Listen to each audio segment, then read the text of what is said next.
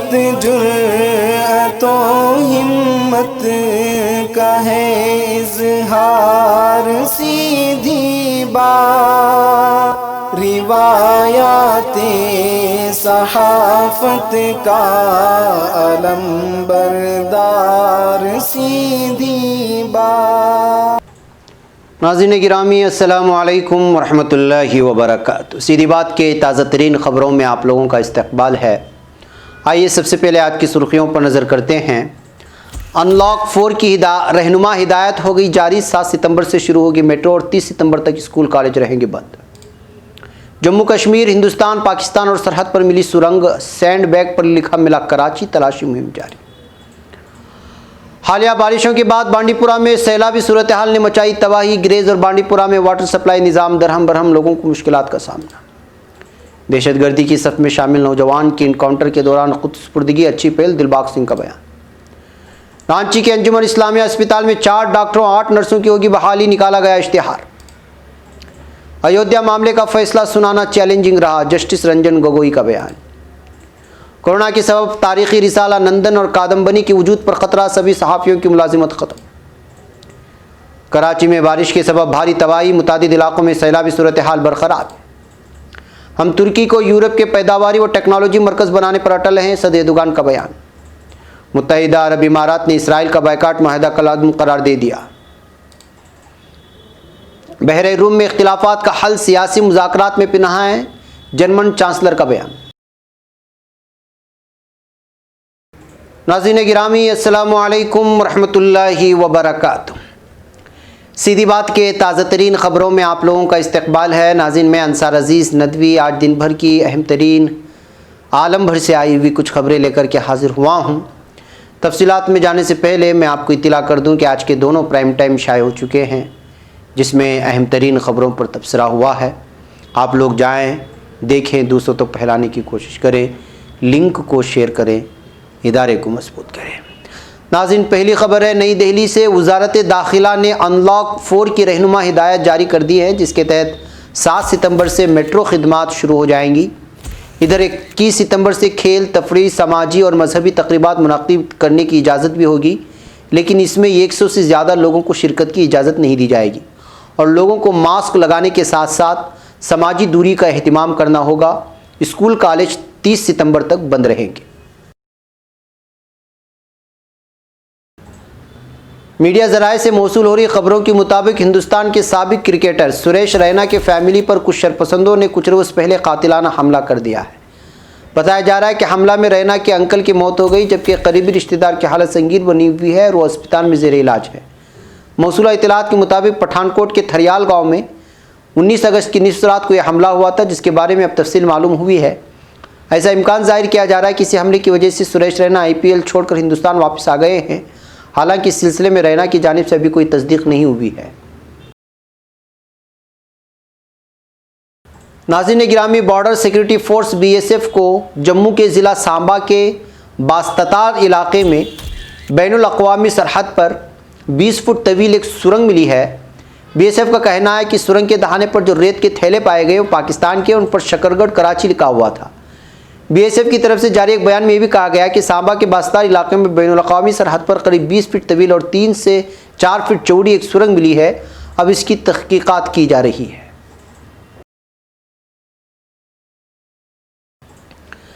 ناظرین حالیہ بارشوں کے بعد بانڈی پورہ میں سیلابی ریلوں کی وجہ سے کئی واٹر سپلائی اسکیموں کو شدید نقصان پہنچا ہے، جس کے بعد گریز اور بانڈی پورہ میں درجنوں علاقے پینے کے پانی سے محروم ہو گئے ہیں۔ تفصیلات یہ بھی ہیں کہ سرحدی علاقے گریز میں کھنڈیال اور کشپاٹ اور زیٹ کے علاقوں میں ندی نالوں میں آئی طغیانی کی وجہ سے واٹر سپلائی اسکیموں کو شدید نقصان پہنچا۔ اس وجہ سے متعدد علاقوں میں پانی کی سپلائی متاثر ہو گئی اور عام آدمی لوگ پینے کے پانی سے بھی محروم ہو کر کے رہ گئے۔ ناظرین گزشتہ 24 گھنٹوں میں جنوبی کشمیر کے شوپیاں اور پلوامہ اضلاع میں جنگجوؤں کے خلاف سیکورٹی فورسز نے بڑی کارروائیاں انجام دی ہیں، یہ خبر آ رہی ہے۔ شوپیاں میں گزشتہ روز البدر کے 4 جنگجو مارے گئے، جبکہ پلوامہ میں حزب المجاہدین کے سرکردہ کمانڈر سمیت 3 جنگجو مارے جانے کی خبریں ملی۔ جموں کشمیر پولیس کے سربراہ دلباغ سنگھ نے جنگجوؤں کے خلاف ان کارروائیوں کو بڑی کارروائی بتائی۔ وہیں شوپیاں انکاؤنٹر میں شعیب نامی ایک جنگجو کی خود سپردگی کو اچھی مثال قرار دیا۔ ناظرین، عظیم مجاہد آزادی اور ملک کے پہلے وزیر تعلیم مولانا ابوالکلام آزاد کے ذریعے قائم کردہ انجمن اسلامیہ کے ماتحت انجمن اسلامیہ اسپتال میں 4 MD کوالیفائڈ ڈاکٹروں اور 8 GNM نرسوں کے ساتھ ساتھ ایک MSDA کی تقرری کا عمل شروع ہو گیا ہے۔ اس کے لیے اشتہار نکالے گئے ہیں۔ آئندہ 6 ستمبر کو انجمن اسلامیہ اسپتال کی دوسری منزل پر صبح 11 بجے سے انٹرویو کا وقت مقرر کیا گیا ہے۔ ناظرین گرامی، رام جنم بھومی معاملے میں فیصلہ سنانے والے سپریم کورٹ کے 5 ججوں کی بینچ کی صدارت کرنے والے اس وقت کے چیف جسٹس رنجن گوگوئی نے کہا ہے کہ اس کیس میں فیصلہ سنانا ایک چیلنجنگ کام تھا۔ جسٹس گوگوئی نے صحافی مالا دکشت کی کتاب ایودھیا سے عدالت تک بھگوان شری رام، جو کہ سپریم کورٹ میں 40 دن سنوائی کی انچھوئے پہلوؤں کی آنکھوں دیکھی داستان پر مشتمل ہے، اس پر ورچوئل بات چیت میں بھیجے گئے اپنے ایک پیغام میں انہوں نے کہا کہ یہاں فیصلہ سنانا بڑا چیلنجنگ تھا۔ بہرکیف اس فیصلے کے بعد رنجن گوگوئی کو جن نظروں سے عوام دیکھ رہی ہے وہ ساری چیزیں آپ لوگوں کے سامنے ہیں۔ ناظرین گرامی، کورونا بحران کے سبب ہندوستان ٹائمز گروپ کے 2 تاریخی رسائل کادمبنی اور نندن کا وجود خطرے میں پڑ گیا ہے۔ ایسا اس لیے کیونکہ اس میں کام کرنے والے سبھی صحافیوں کو نکال دیا گیا۔ ذرائع کے مطابق ان دونوں رسائل میں بچے 5 صحافیوں کی ملازمت آج چلی گئی، لیکن ان رسائل کو بند کرنے کا ابھی تک کوئی باضابطہ فیصلہ مینجمنٹ نے نہیں لیا ہے، یہ خبریں آ رہی ہیں۔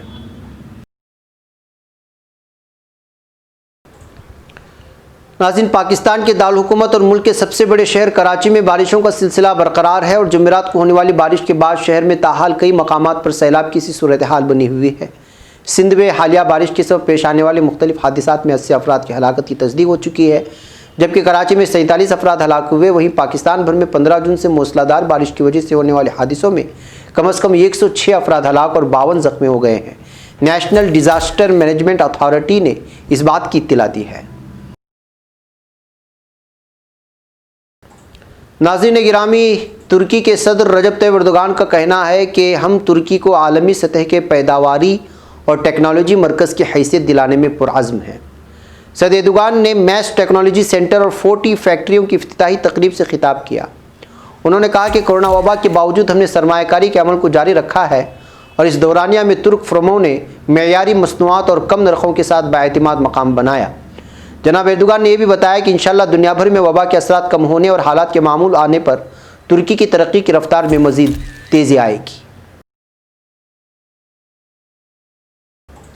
ناظرین، متحدہ عرب امارات کے امیر شیخ خلیفہ بن زائد ال نہیان نے اطلاع دی ہے کہ اسرائیل کے ساتھ حالات کو معمول پر لانے کے معاہدے کے دائرہ کار میں تل ابیب پر عائد بائیکاٹ کی قرارداد کو کالعدم قرار دے دیا ہے۔